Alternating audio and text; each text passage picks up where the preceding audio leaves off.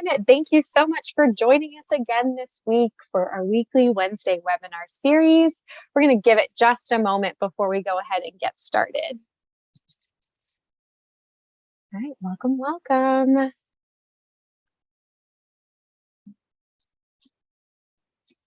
Okay, just one more moment before we go ahead and kick off.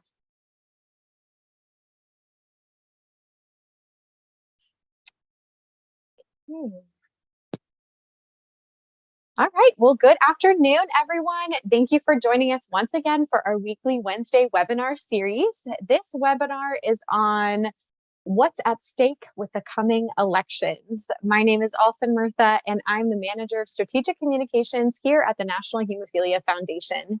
At any point during the webinar, if you would like to ask a question, please use the Q&A feature at the bottom of your screen. And if you're joining us from another streaming platform, go ahead and throw your question into the comments.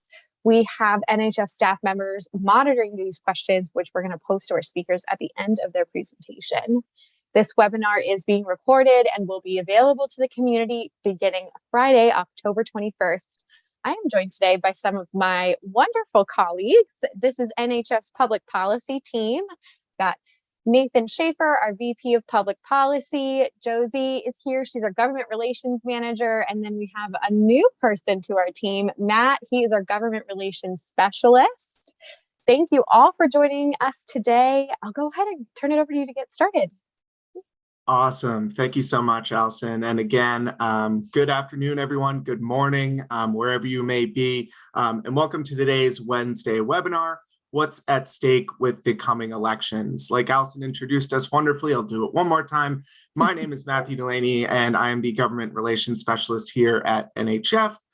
Joining me today are other members of our public policy team, joined here today by Nathan Schaefer, NHF's Vice President of Public Policy, as well as Josie Gomez, our wonderful Government Relations Manager. You may also see on here, Bill Roby, our Director of State Government Relations, is currently traveling on behalf of NHF today, so unfortunately cannot join us, but he is here with us in spirit, and this is our full NHF public policy team. So wonderful to be here this afternoon to discuss this important topic. So in today's webinar, we're going to take some time with you to discuss the 2022 midterm elections, both on the state and federal level, break those down to show you really what's at stake and ensure that we as a community are informed and ready to take action this election cycle. As a reminder, NHF is a nonpartisan organization, and we do not endorse any particular candidate or party, anything along those lines, but we do want to make sure that the bleeding disorders community is equipped and informed and makes their voices heard in these 2022 midterm elections. We're going to take around 45 minutes or so today, and we'll have 15 minutes for some questions and answers at the end. So if at any time you have any questions, please feel free to put them into the chat so the NHF team can find them, and we'll address any sort of questions that you may have at the end. But with that, let's get started. So as always, we want to put our mission statement here. Our mission is dedicated to finding cures for inheritable blood disorders and to addressing and preventing the complications of these disorders through research, education, advocacy, and enabling people and families to thrive. And if at any time you want to know more about what we do, please just visit us at hemophilia.org. So a quick introduction to us and what we do as a team as we're introducing ourselves to a wider audience here. So this is a map of coverage for the NHF State Government Relations team, in which we have split up the country into 3 regions. Our Director of State Government Relations, Bill Roby, covers kind of the western portion of the United States. Josie Gomez covers the southeastern portion of the United States, including Puerto Rico. And myself, I cover kind of that northeast area of the United States. But we work collaboratively with our chapters and our community members in these states on their advocacy program, Hill Days, as well as legislative priorities within each state. And Nathan Schaefer, our VP, covers a lot of federal and international issues as well. We also manage NHF's state-based advocacy coalition grant program, also known as SBAC, in which there are currently 15 chapters nationally that are a part of the program. If you're ever interested in hearing more about our team, our policy priorities, or what we do, please just visit NHF's website and click on the Advocacy tab, where you can learn more about our federal and state priorities, as well as our team. So here's a quick breakdown of what we are going to cover today. We want to really outline what is the 2022 midterm election cycle, when is election day, and what really is happening and what is at stake. How can we participate both as individuals and as well as a broader bleeding disorders community? And what makes this election so impactful and different due to various factors that we're going to talk about, including redistricting, which we're going to get into and how that affects the vote as well as the outcome of the election. What does the current legislative landscape look both federally as well as on the state level? And what is the true impact of state legislatures and state elections? And why is it so vital that we're in tune with our state elections and outcomes? And what are some ways that we can connect and impact our community? And finally, we'll go into a quick federal update on what's important to our community, what we can expect coming next, and what we can do as a community to drive change, both by voting and being involved in this election, as well as after the election as well. Well, let's get into the 2022 election, also that you might have heard in the news as the midterm election.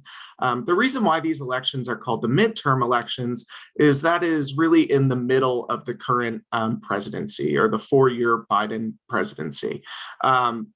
The current 117th U.S. Congress will end with the new makeup of representatives and senators that are elected in this current election cycle, making up the next 118th Congress, which will last until the 2024 elections, which will be the next presidential election as well.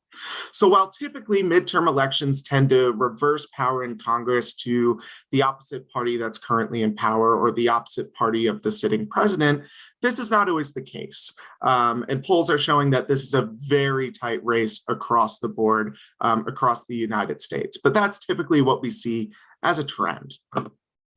So what's at stake? So we have 36 states will be electing new governors or executives of that particular state. 28 new U.S. senators will be elected, as well as all 435 House seats are currently up for grabs. And this excludes the multitude of various state and local elections also occurring in communities that we could talk about all day and don't have enough for 45 minutes, but we'll touch on these a little bit. And it also depends on how each state and locality sets up their jurisdiction. But ultimately, this election will decide the House and the Senate, which are both very close currently, along with the general political landscape on the state level nationwide.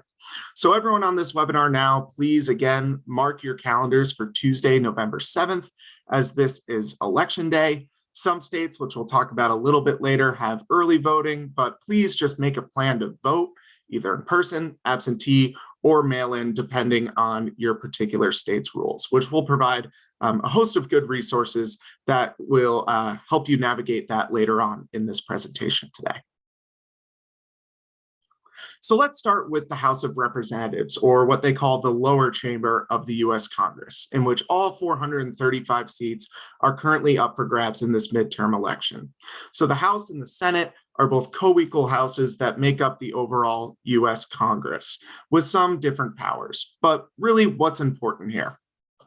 Currently, we have 220 Democrats making up the U.S. House of Representatives, which is a slight majority over the 212 Republicans who are currently elected. So right now, Democrats are the majority party in the House of Representatives. So what is the majority party, and why is it so important? Well, the majority party is what they can consider what bills come to the floor and elect a speaker. The current speaker of the House of Representatives, being Representative Pelosi from California, helps control kind of what bills go to the floor and what is considered. They have significant power of appropriations, or where money goes in the budgeting process. They also determine committee leadership, which we'll talk about a little bit later and why that's important. But the majority party chairs each committee, as well as the speaker controlling which representatives control a particular committee. Now, House districts tend to be a little bit smaller. On average, a House district kind of represents around 700,000-ish people. It depends on the state and the particular district itself, but they are typically smaller districts than a Senate seat, for example. In fact, you'll may be more likely to be in contact with your local House member on local issues or constituent services or much more. So they can be easier to engage typically than in comparison, say, a senator. But the House of Representatives is currently very close. It could swing either way in terms of which party can ultimately control the House of Representatives in the next Congress, and therefore what legislation does or does not move along and becomes law. Next, we have the US Senate. So along with the House being the lower chamber of Congress, the US Senate is the upper chamber. They're still co-equal, but they have slightly different powers and ways in which they are set up. So what's different about the Senate? The first fact being that senators, which there are 2 elected from each state, every state gets the same amount of senators, serve for 6-year terms, and they are rotated in each 2-year election cycle. So depending on where you are, it can be a little bit harder to anticipate when some of these elections are occurring. So senators who are currently voted in this year, in which there are 28 seats up for grabs in the current election, will serve in the Senate until the year 2028, or the end of the next presidential term after the 2024 election. So who wins a Senate race in the current election cycle dictates 6 years of who is representing your particular state. So that holds significant power and really shows why it is quite important to be engaged on who your senator is or who you would like to vote for in an election if there is a Senate seat currently being elected. Same as the House, majority still rules in the Senate. The majority party, they have a majority leader who is currently Senator Schumer of New York in the Democratic Party. They control what bills are taken up for a vote. Same as the House, they control who is in charge of each committee, what committees can bring up bills, so on and so forth. Now, the minority party does have some powers that maybe the minority doesn't have in the House of Representatives. The majority party, in most cases, needs to gather 60 votes in order to cut off a debate or move along on a bill, if that should happen. But for example, the Senate is currently tied 50-50. So we don't see a lot of that, and there is more working together to make sure that things can actually go through. So with the Senate being 50-50 currently, why do the Democrats have control of the US Senate currently? That is because the Vice President Harris, is the president of the Senate in her vice presidential role. She is the tie-breaking vote in which the Senate is currently at 50-50. Therefore, the Democrats have control of the US Senate currently and enjoy all of the wonderful things that majority power can give a party in a particular chamber. So that being said, with 28 seats up for election, the Senate can swing either way. There are many different pollsters that show it going in one way or another, but the fact is that this is very close, and your vote and who is represented may control who controls the Senate in the next election, and therefore many different legislative pieces that may come within the next 2 to 4 years. We also have many different governors' races across the United States. And as you can see on this map, there are quite a few. There are currently 36 governors' races that are currently up for grabs in this election cycle, 12 of which are considered competitive from Politico and 538, which is a polling website.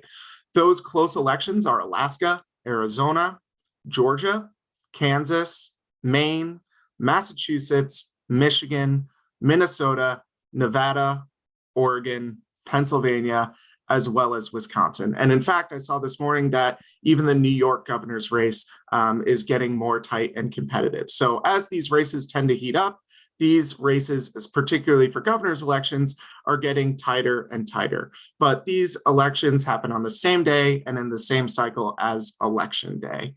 So these are really important because the governors are very important for a number of state-based issues, but also control kind of the overall political landscape of the country as well.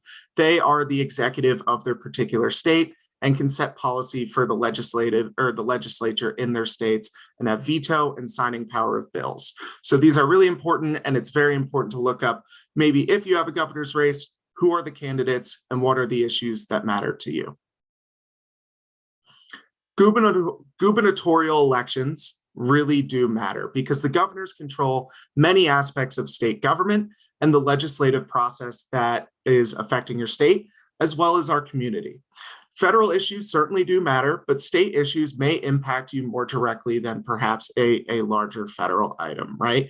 So things that a state legislature can control in partnership with the governor can be your state's Medicaid program. Things like Medicaid expansion or the way your Medicaid program is set up and what is covered. State budgets, which we work with quite a bit with our chapters for hemophilia treatment center funding, as well as appropriations and line items in state budgets. They can also set in many states the legislative agenda for their particular state, particularly if they're of the same party as their state legislature themselves. So they have the ability to veto or sign bills that us and our community and our advocates work very hard to get through state legislatures and can affect us quite directly. So governor's races as well as state legislative elections are really important.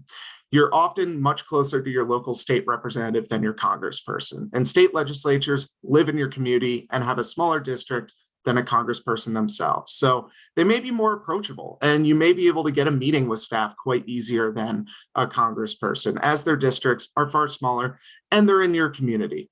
What we recommend to the community as well while making these connections and why state legislators are important are today's state legislator may be your congressperson next cycle, or they may be your governor. They may be the next appointee to a Medicaid program or something that can impact us, right?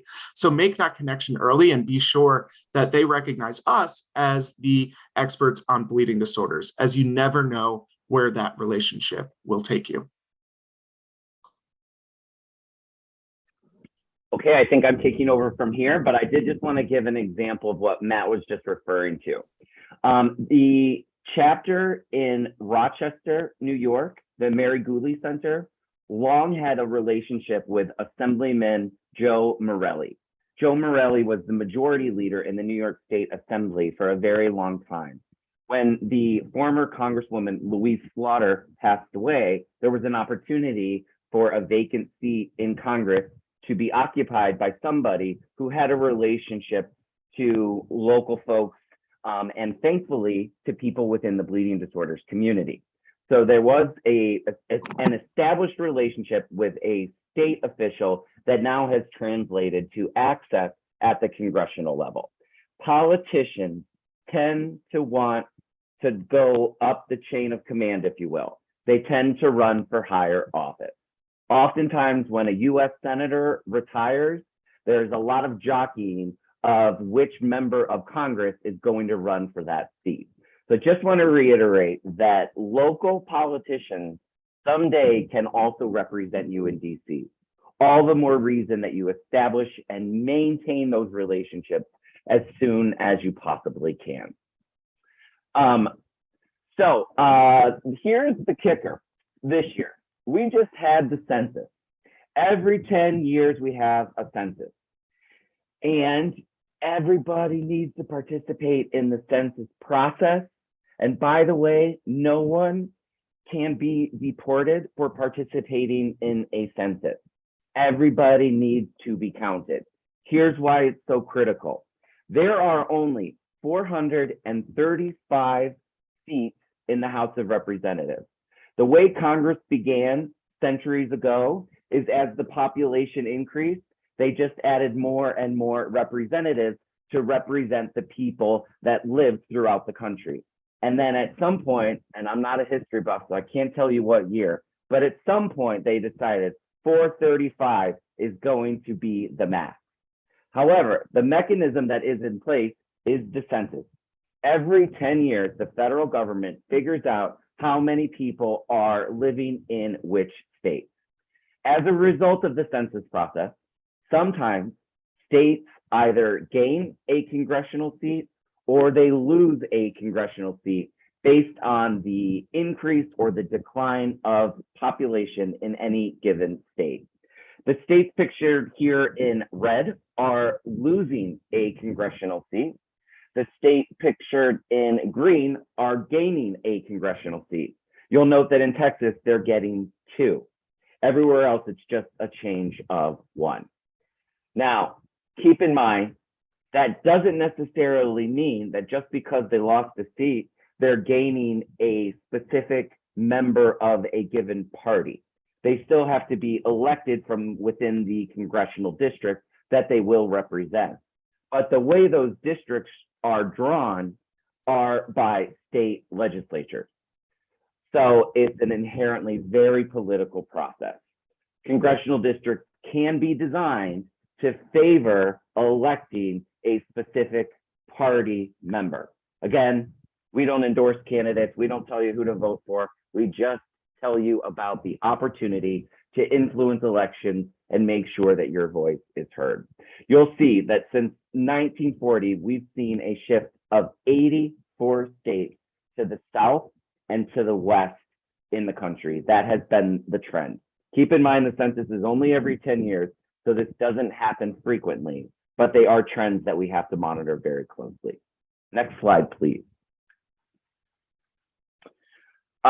So, like I said, all of the congressional districts, if there is an addition or a subtraction of a member of Congress, the congressional district might look a little bit differently. That might mean that they have people that have a particular political persuasion or are more religious, more conservative, you name it. If the district changes, you have to be mindful of who are you now representing and how is that distinct from who you used to represent before the district changed. Best way to find out your district, use this QR code. We'll leave the slide up here for a moment and I'll let you all scan it in case you need to access any of that. And I did want to address a question that was in the chat. Election day is actually November 8th. We had it on the earlier slide as November 7th. It's Tuesday, November 8th. Okay, let's move to the next slide, please. So what happens with redistricting? Again, it changes the candidate's constituency.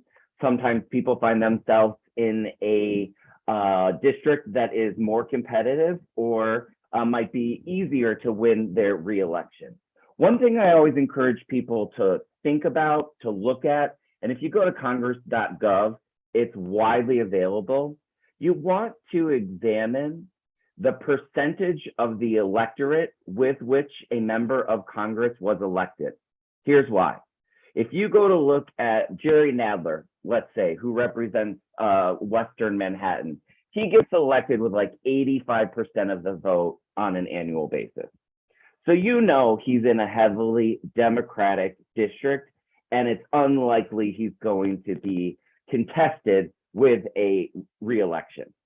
Now, if you look at the congressional district in Staten Island, New York, for example, usually that member of Congress is elected with about 51 to 52% of the electorate.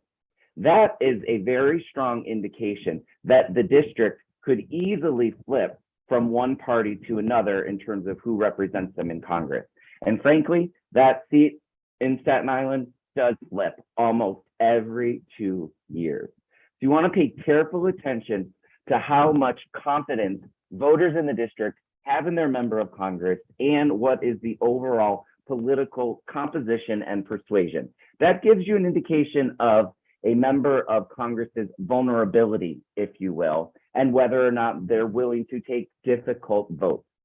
I've had members of Congress say to me in the past, when considering legislation, look, I'll vote for the bill if it makes it to the floor for a vote, but I'm not going to sponsor the bill. I'm not going to put my name on the bill, because if it's perceived to be controversial, they don't want to stick their neck out, especially if they only were elected with 51% of their voters. So they might be supportive, but they're not willing to be as publicly supportive as you might prefer, which is fine. We can work with that. We're just trying to give you all some indications of the nuances of things to consider when you're approaching members of Congress and the opportunities that these kinds of elections represent for us. I am going to go to the next slide, please, because I think we're okay on time. Okay, so Matt talked a little bit about this, and that is about when the governor and the state legislature are aligned with their parties and when they are not. And having done work in many states, I can tell you that when the governor and the legislature are not the same party, it is a wildly different consideration than if the governor and both chambers are all among the same party. So you can see here, all these yellow ones is where there's a split between the governors and the state legislature. And you can see where there is alignment with red, where there's a Republican governor and Republican legislatures, and blue for Democrats. I will not ask anybody, I won't put anybody on the spot, but there is only one state in the country that there is not two chambers. It's Nebraska. They have a Senate in Nebraska. Every other state has a Senate and another chamber. In most states, that's a House of Representatives. In some states, like New York, it's called the Assembly. In another state, Virginia, it's the House of Delegates. But they all have a state Senate. The lower chamber, as Matt was describing, usually is called the House, but not always. Next slide, please. So what do we do next? First of all, now that we are in the heat of the campaign season, it is critical to get in front of elected officials, people who are running for office, people who are running to be reelected to office. The sooner you get in front of them, the better. It is entirely appropriate for any member of our community to go to a town hall or some other public opportunity to engage with an elected official and say, can we count on your support for people with bleeding disorders? You could get much more specific than that. We can work with you. We can work with your chapter if there is a specific action item, if there's a budget item that you're concerned about in your state. You can put people on the spot before they're elected to office.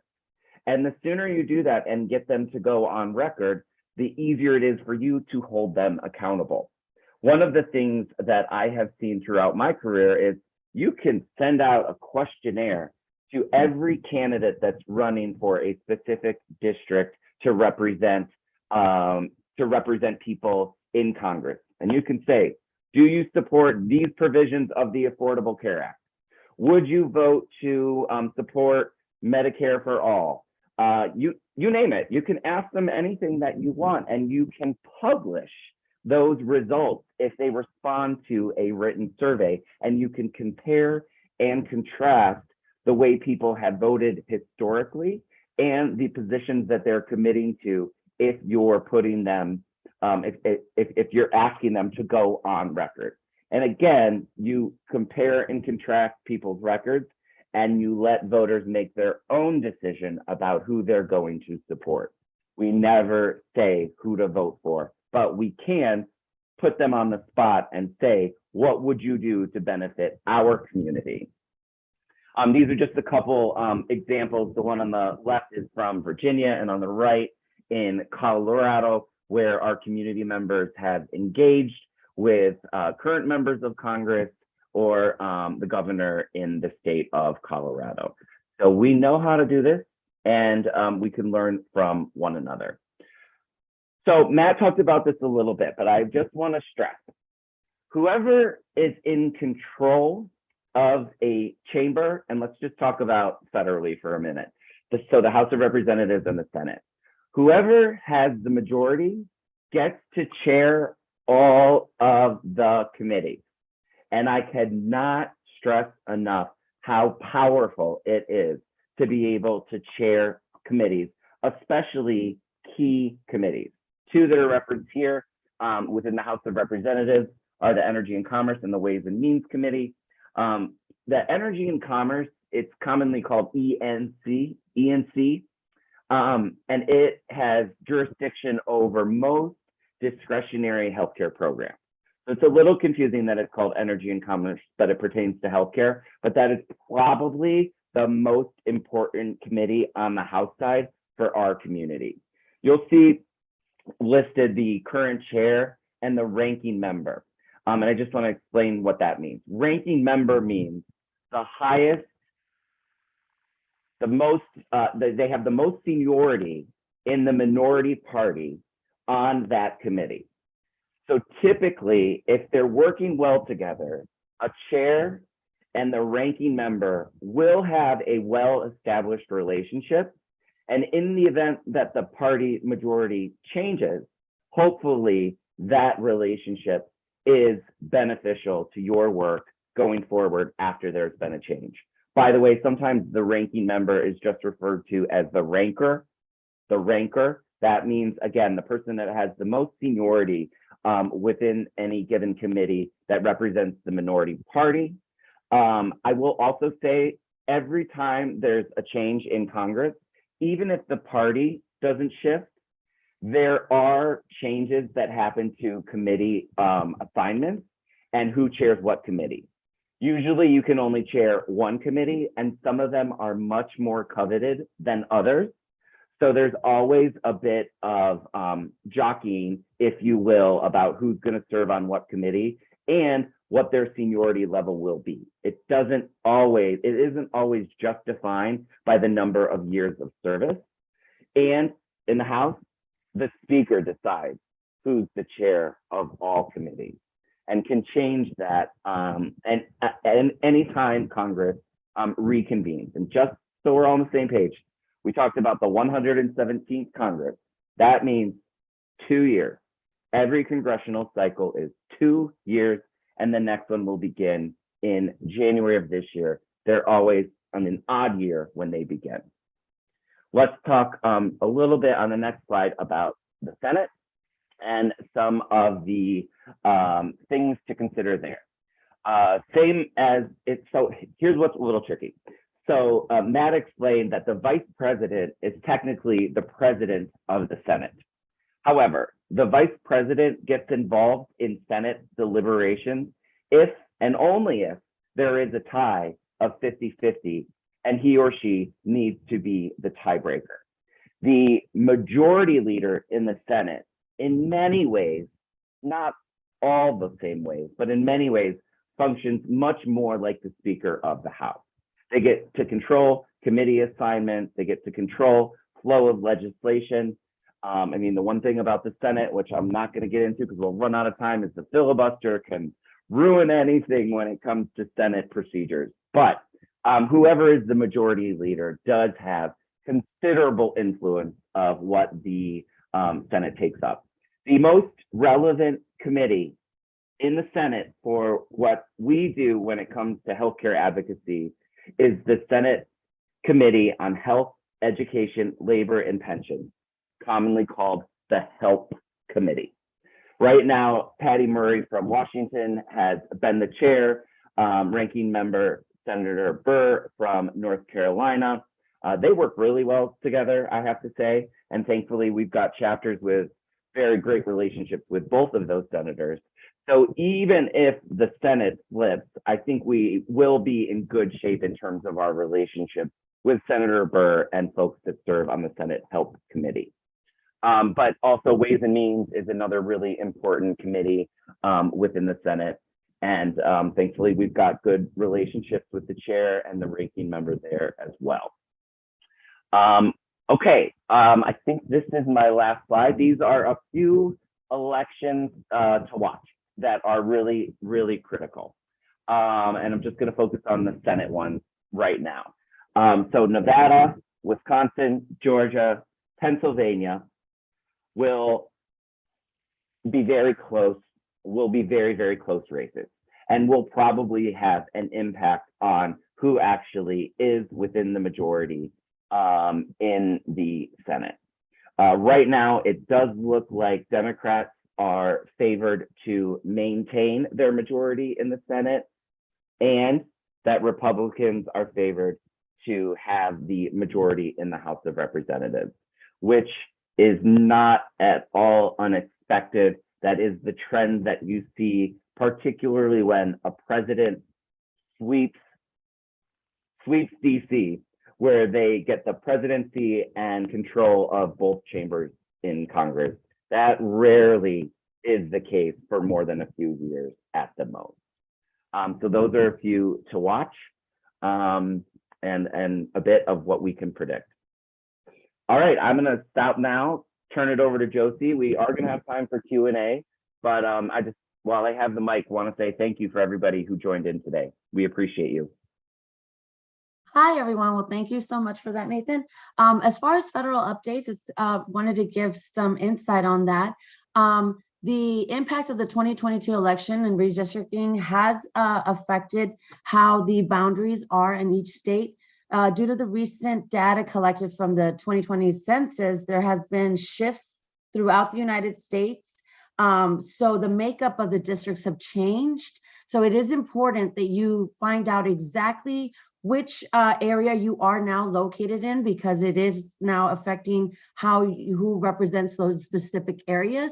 And then again, that election date is November the 8th. So it is important to get out there and make sure that your voice is heard. The end of the COVID-19 public health emergency is likely to happen in early 2023, and the impact of coverage is going to be affected as well. So most of those patients, recipients, will have to re-enroll. Another big change that's happening is the Supreme Court decision in Dobb versus Jackson on June 24th. This has impacted the women's blood disorder community, and it is important that it's in the discussion that we have. As the NHF public policy team, we are having a women's health discussion on the October 25th, and we're happy to share that link with you, where we will be discussing solutions on how we can best help the community when it comes to this decision and how we can move forward on helping our community. And our next slide, this right here is our QR code for Capital Canary. If you all would take a second just to kind of download that, it'll give you federal policy updates, and I'll go into a little bit about what Capital Canary is. It is a very useful tool that we have here for our chapters. It helps us advocate to legislators, and what it does, it can kind of set up a call system, email system, tracking device. It has information on how to contact your legislator.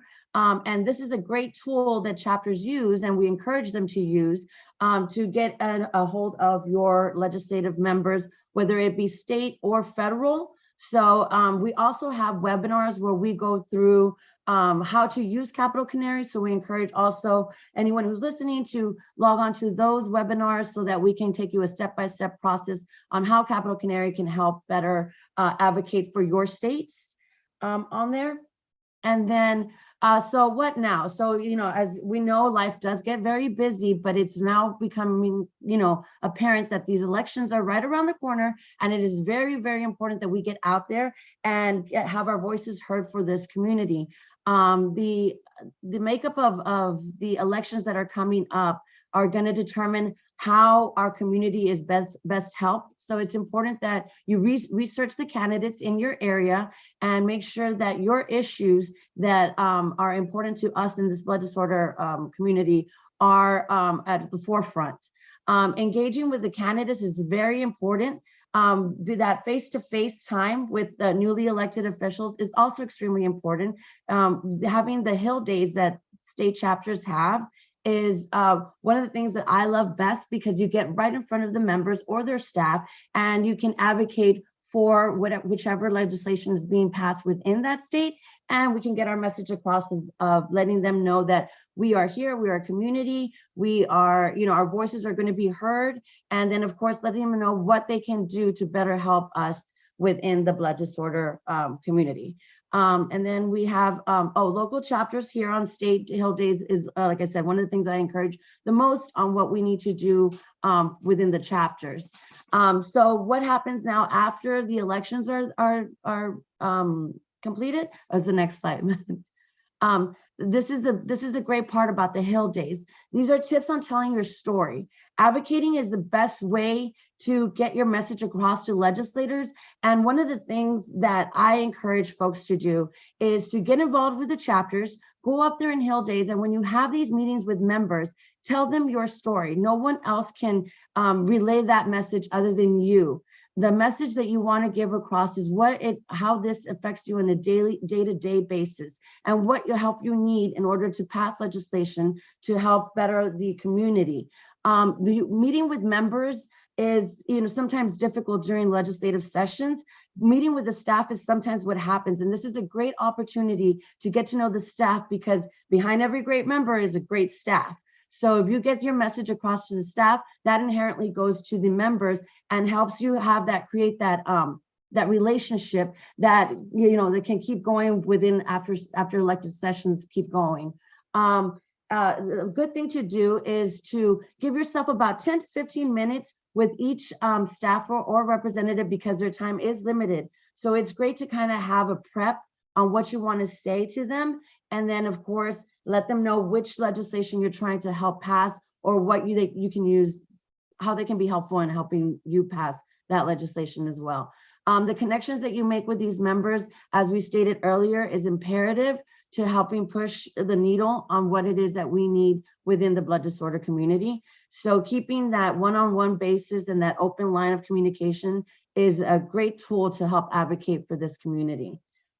Next slide, Matt. Oh, this is what we're very excited about, is NHF Washington Days, which is going to be on March the 8th through the 10th. And we are hoping to actually be able to do it in person, which we're really excited about that. And this is a great opportunity for us to get to DC, knock on doors, and let these members know exactly what it is that we need, and encourage them to pass legislation to help our community. So we are looking forward to everyone hopefully joining us in DC and getting our message across to legislators on the Hill.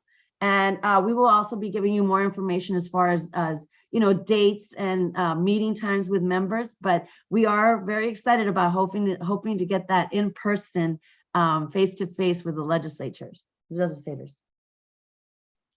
Of course, on behalf of the public policy team, we want to thank you for your time and for your advocacy that you do. We cannot do this without you guys. You all are such a great advocates for what we need to happen, and we encourage you to get a hold of your local chapters and get involved. And as always, if you need anything from us, we are available and happy to help.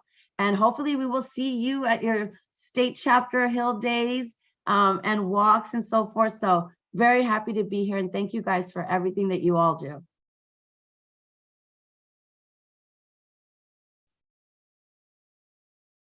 And I guess we'll have room for questions. And yeah, we've got quite a few for you guys. So I'm going to start with one from the chat. What are some reliable quality resources we can use to research candidates and their stances on different issues?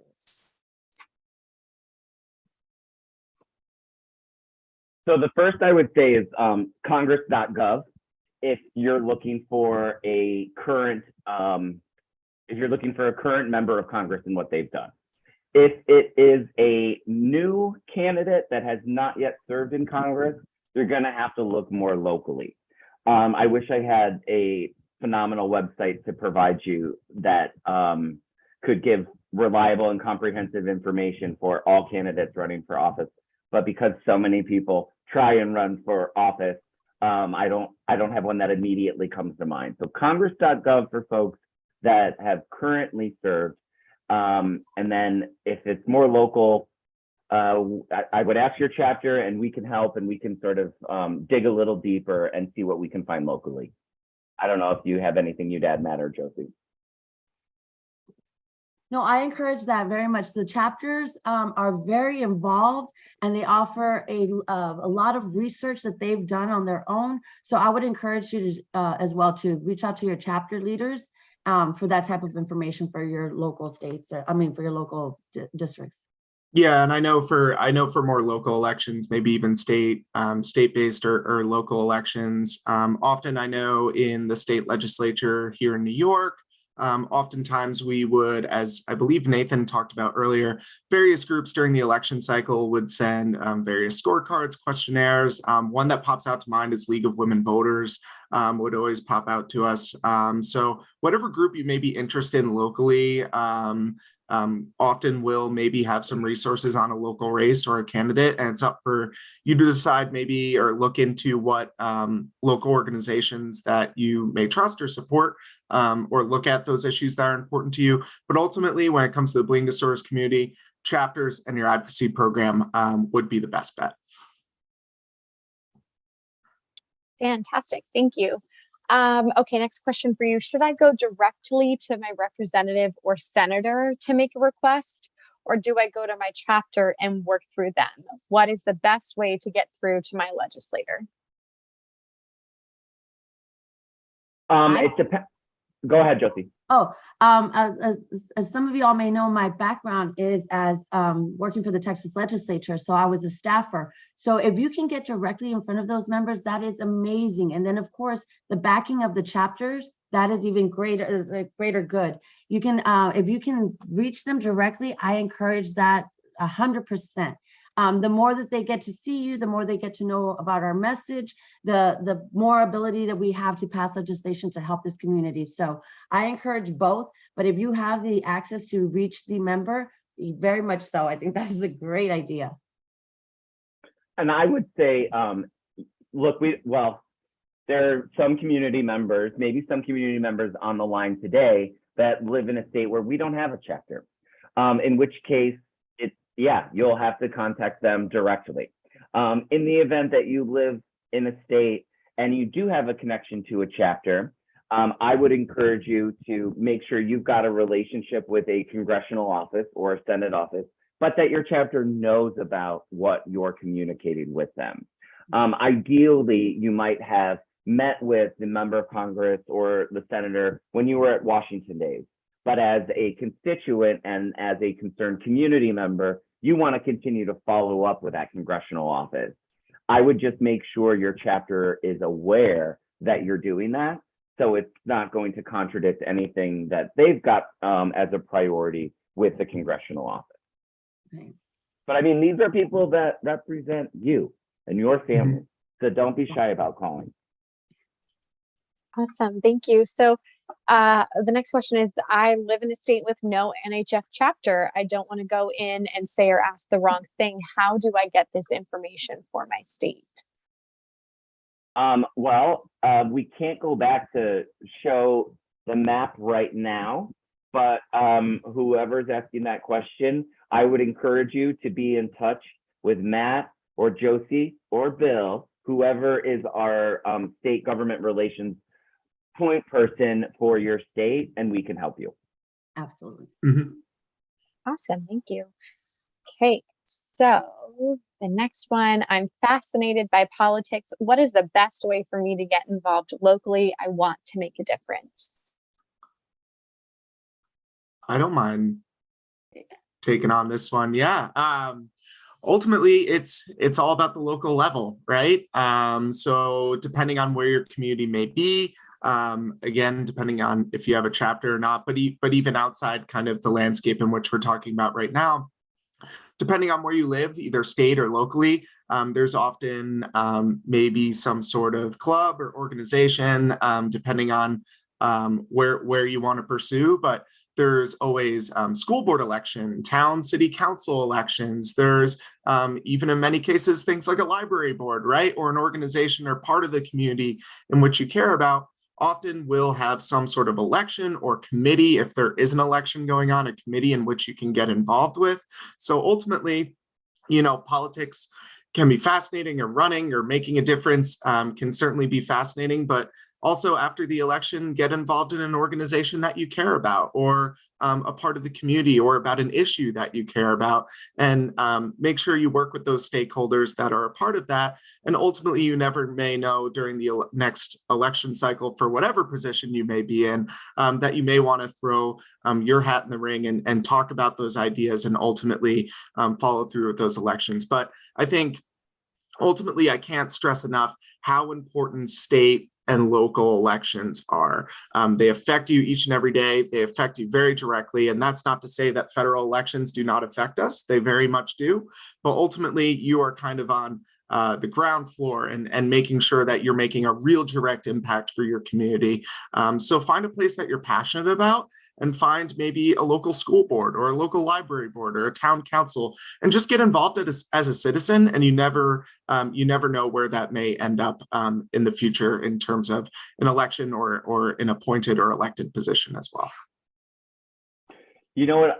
I agree with all of that. And here's one other thing I will add. I hope there aren't any elected officials on the line, but I'm going to say this anyway. Politicians love to get in front of people who can vote for them to get their job or keep their job.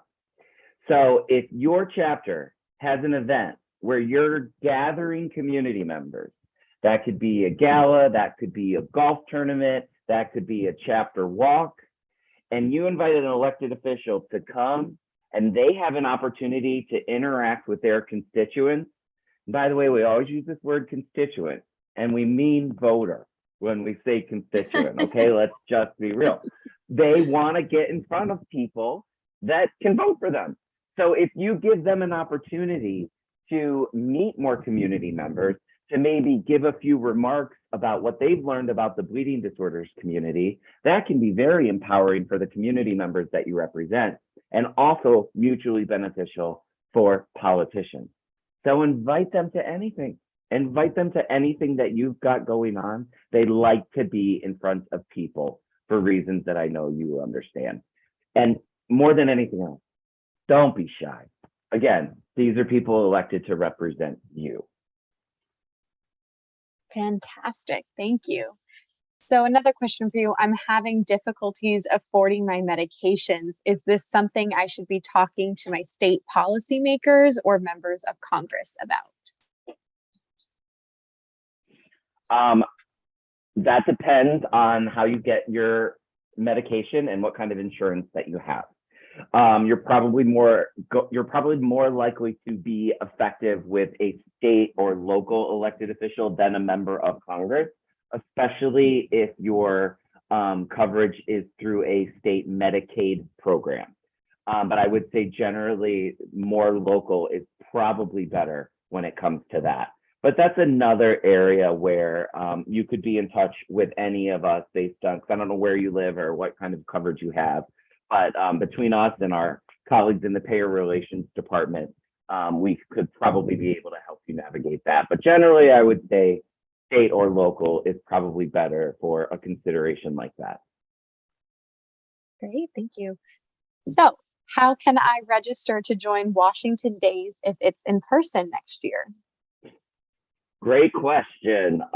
We just had that call this morning. We anticipate that registration for Washington Days will be available by early December. Mark the dates, March 8th to the 10th. Those dates won't change, but registration is not quite yet available, but it will be by early December. We're excited that it's being talked about. Yay, this is good. Yeah. Do you help us prepare for Washington Days beforehand? Oh, absolutely. Absolutely. Oh, sorry, go ahead. No, go for it, Josie. No, one of the things that I loved about it is that how we said earlier about telling your story, that is a part that, we cannot relay because that is your story. But as far as the legislation that is being pushed or that we're trying to get across to them, we will definitely do a step-by-step and let you know exactly what is in the details of the bill. But the most important part that we can't say is your story. So that is the prime example of why it is so important to go up there and advocate and give your story. And as far as the bill itself, we will have classes and different seminars that'll break down the bill for you so that you know exactly what it is that we are going up there with, what the message is that we're advocating for on the Hill. Yeah, and I'll just add on to that. I mean, my first time at Washington Days as a community member many years ago, I was interested by politics. I was interested by policy, but in terms of going into my congressional representative or Senator Schumer's office or Gillibrand's office with the New York State delegation, I was definitely very nervous and somewhat apprehensive of going in because I felt like I didn't know enough. Like I knew what happened in my life, but I don't know all the policy jargon, back then that could really make me effective there. NHF and the team at Washington Days at that time really made sure that we understood it, because ultimately on a community member level, it's our job to tell our stories. No one else can do it for us. And the rest in terms of the policy or the bill, that is our job to make sure that is seamless and that you can effectively do that. So do not worry. There are many seminars and sessions and trainings that we do prior to going on the Hill, so our community is prepared. Yeah, I'll just add two things. One, the day that you get to DC for Washington Days, we have a very intense training on the issues that are specific to what you'll be talking about when you go up on the Hill the following day. And you'll have time that evening to get together with other members from your state to strategize who's going to talk about what, who's going to do the introductions, how is the flow, and we need you to practice before you go up onto the Hill for your first meeting. We also, in advance of Washington Days, we always host 2 webinars that give you everything you need to know, everything that you need to prepare. One of those is specific to people who have only been to Washington Days 1 or 0 times before. During that webinar, we will explain, hey, bring your factor along with you. Bring your explanation of benefits so you can convey the cost of what it's like to care for somebody with a bleeding disorder. We will, literally, it'll give you weeks in advance to think about how to prepare to be the most successful and effective advocate that you can be. And finally, Matt mentioned being nervous. Everybody's nervous the first time you do this. Everybody's nervous. And everyone is not nervous after you've done this 3 times. Because people are like, no, I was like talking to my neighbor. That was like educating my kid's guidance counselor about why they can't play football at PE class or whatever. Like it becomes familiar much more quickly than you would anticipate. And being nervous is not always a terrible thing. Nerves often mean that you care. You just got to channel them appropriately, and we'll help you do that. Awesome. So I'm down to my final question for you. And is there a link to a list of the contact information for all NHF policy directors? No. Is that our website? No. All NHF policy directors. I suppose we could drop into the chat all of our email addresses. Yeah. Would that be useful? Okay. And you can always go to hemophilia.org/staff for a list of all of us on staff. There are typically at least email addresses on there, definitely sometimes phone numbers too, but we're going to throw those into the chat for you.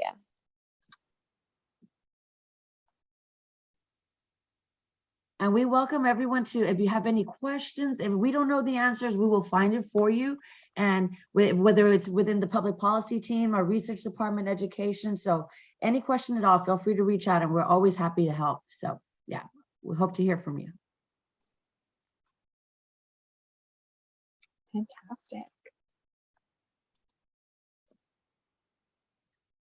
Okay. And I just put all of ours in the chat, Allison, if you can Perfect. Yeah. share that with the wider audience. Sure, yeah.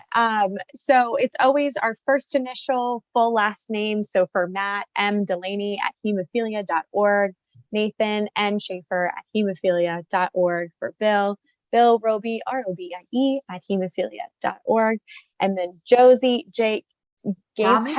Gomez. It's like Gomez, but with an A. I'm so sorry. At hemophilia.org. So again, you can always go to hemophilia.org/staff for more information. Yes. You guys did great. Thank you so much for joining us this week.